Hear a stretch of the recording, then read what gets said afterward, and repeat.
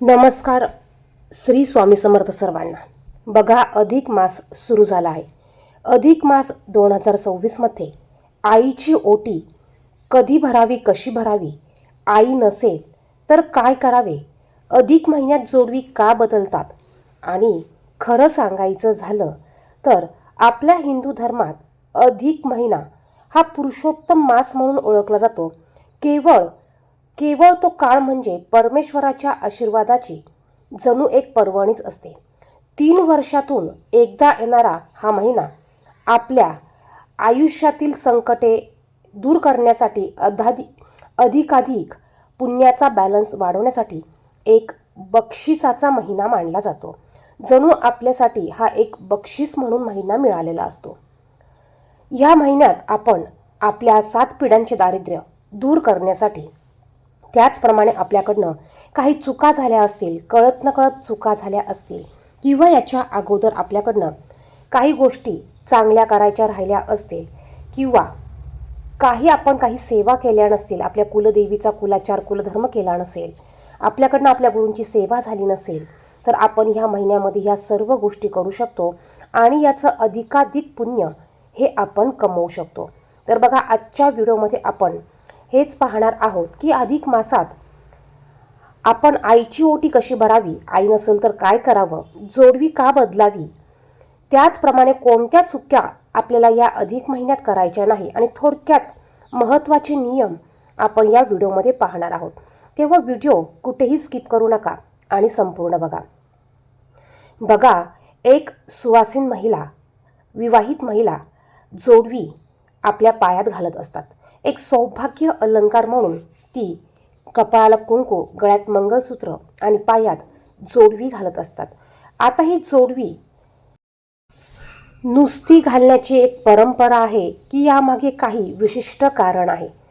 अधिक मास हा दर 3 वर्षांनी येतो हे तर आपल्या सर्वांनाच माहिती आहे, आणि यालाच आपण मलमास म्हणून ओळखतो. त्याचप्रमाणे याला पुरुषोत्तम मास हे देखील नाव दिलं आहे. आता यामागे एक मोठी पौराणिक कथा आहे. ज्या महिन्याला कोणीही स्वामी नव्हता, त्या महिन्याचा स्वीकार स्वतः भगवान विष्णूंनी केला. म्हणून या काळात केलेली भक्ती ही थेट वैकुंठापर्यंत पोहोचते.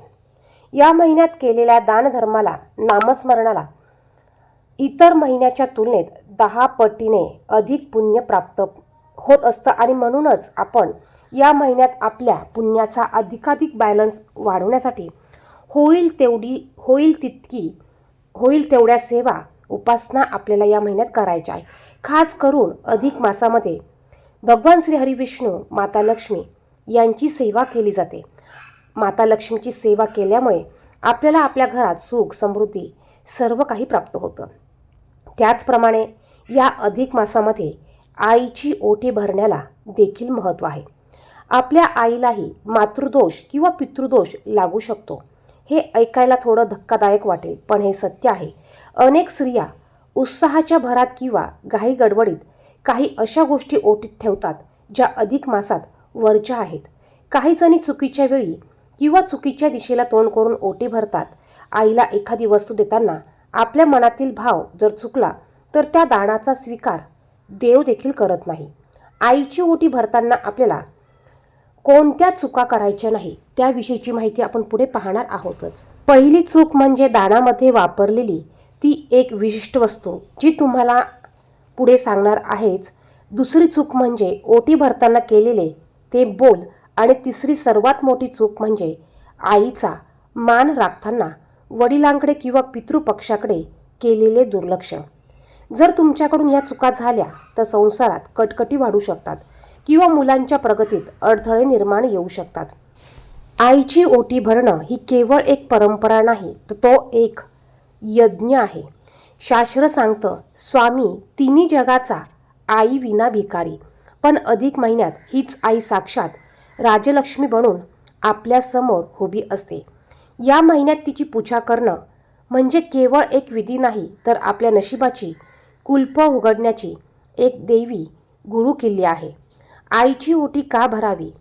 आपण मंदिरात जातो, देवाला सोन्याचा हार घालतो, खूप दान धर्म करतो, पण ज्या माऊलीने आपल्याला 9 महिने पोटात वाढवलं, जिने स्वतःच्या रक्ताचं दूध करून आपल्याला पाजलं, तिची ओटी भरणं म्हणजे साक्षात विष्णूंची सेवा करण्यासारखं आहे.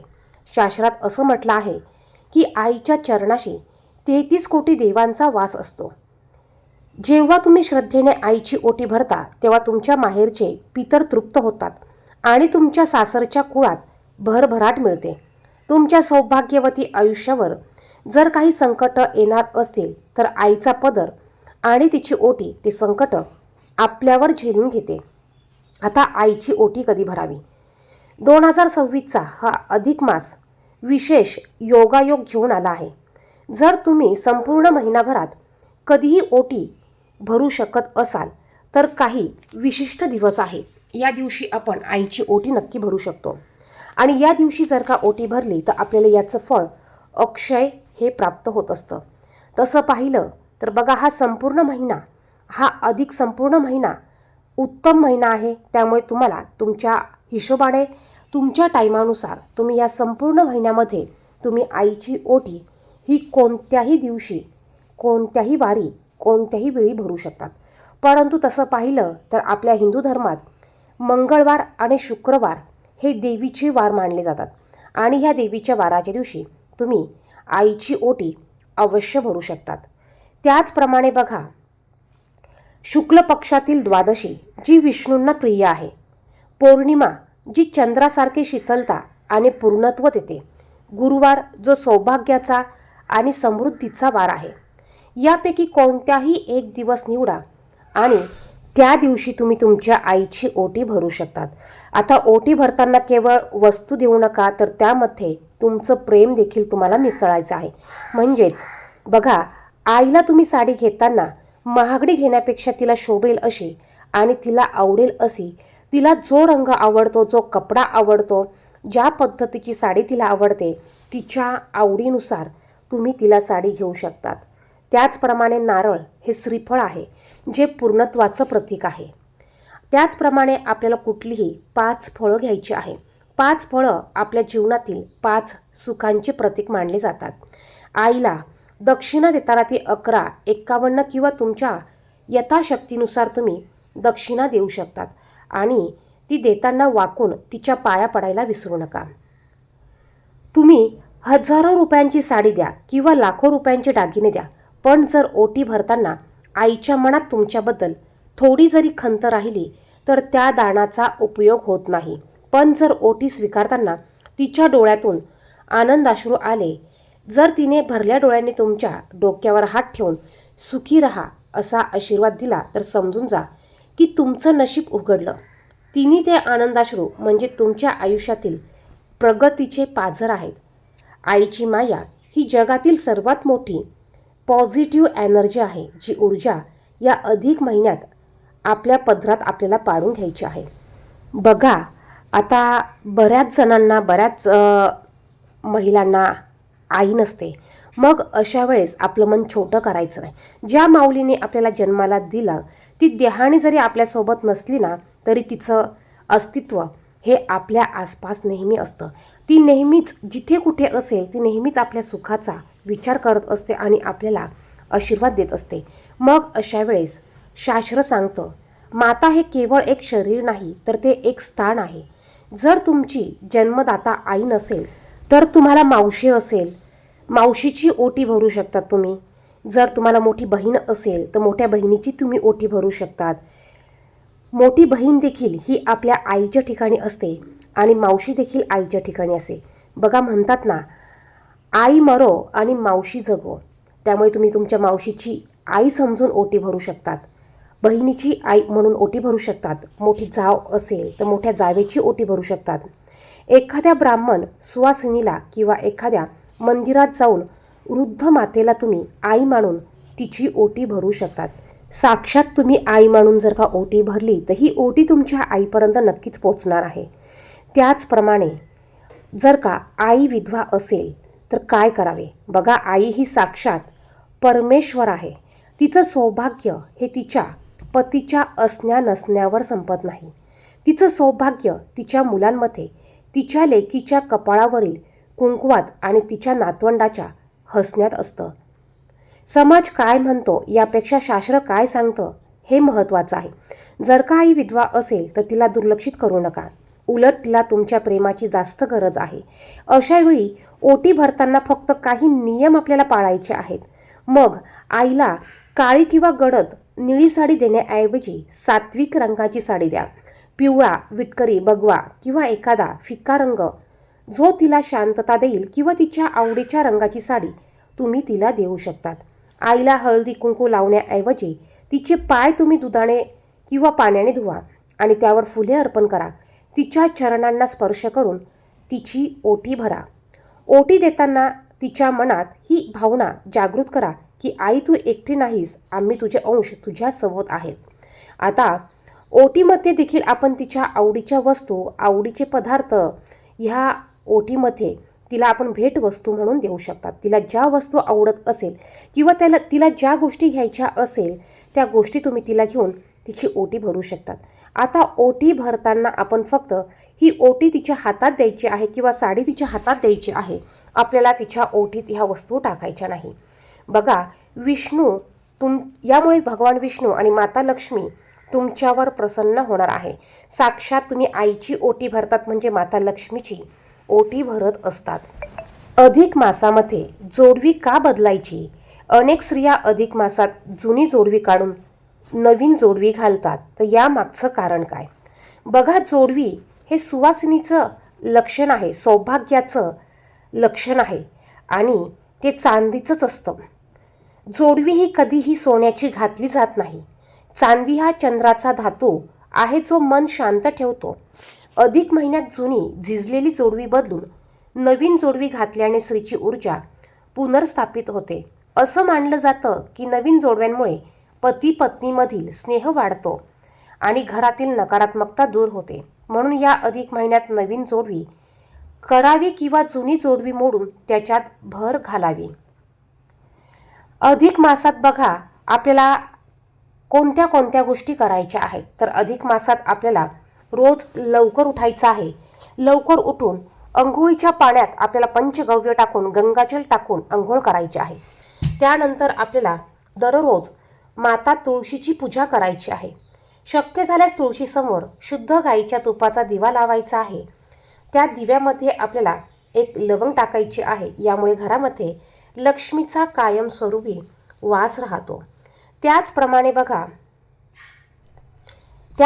आपल्याला या महिन्यात अधिकाधिक दान करायचं आहे. मग हे दान तुम्ही आईची ओटी भरून करू शकतात.